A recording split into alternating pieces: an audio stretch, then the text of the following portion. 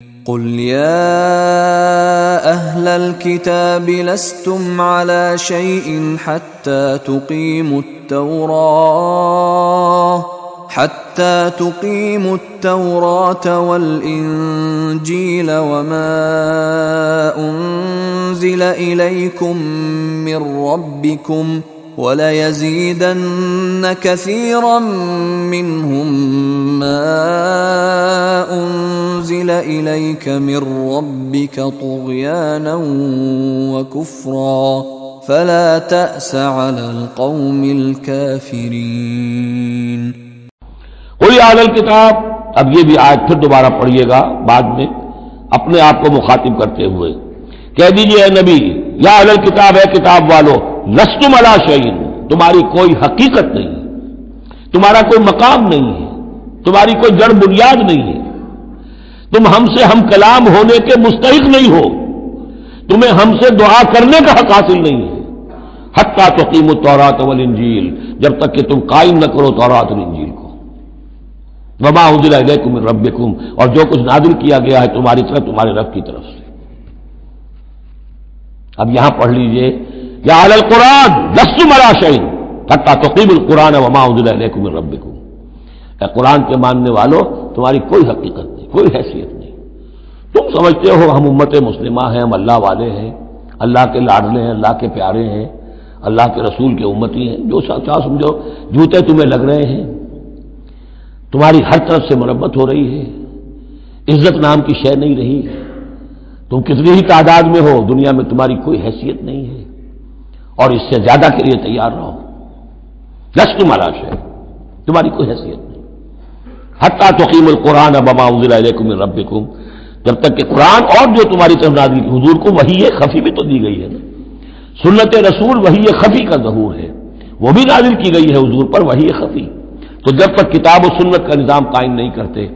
اور یا اہل القرآن کا خطاب خود حضور نے ہمیں دیا ہے،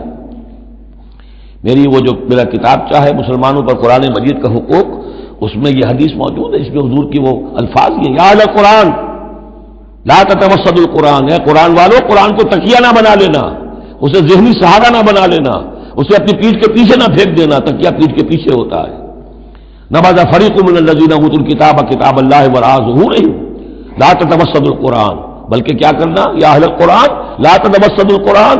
وَاتْلُوهُ حَقَّ تِلَاوَتِهِ فِي آنَاءِ اللَّيْلِ وَالنَّهَارِ، پڑھا کرو اسے رات کے اوقات میں بھی دن کے اوقات میں بھی جیسے کہ اس کے پڑھنے کا حق ہے، وَافْشُوهُ، اسے عام کرو، پھیلاؤ، اس کی دعوت جو ہے پہنچاؤ، وَتَغَنَّوْهُ، اسے خوش الحانی سے پڑھو، اور اس کو تو سمجھو کہ یہ سب سے بڑی دولت ہے، تغنّوہ، اسے سمجھو کہ اصل دولت یہ ہے، وَتَدَبَّرُوا فِيهِ لَعَلَّكُمْ تُفْلِحُونَ، اور تدبر کرو، غور و فکر کرو، اس کی گہرائیوں میں غوطہ زنی کرو تاکہ تم فلاح پاؤ۔ قُلْ يَا أَهْلَ الْكِتَابِ لَسْتُمْ عَلَىٰ شَيْءٍ حَتَّىٰ تُقِيمُوا التَّوْرَاةَ وَالْإِنجِيلَ وَمَا أُنزِلَ إِلَيْكُم مِّن رَّبِّكُمْ وَلَيَزِيدَنَّ كَثِيرًا مِّنْهُم مَّا أُنزِلَ إِلَيْكَ مِن رَّبِّكَ طُغْيَانًا وَكُفْرًا،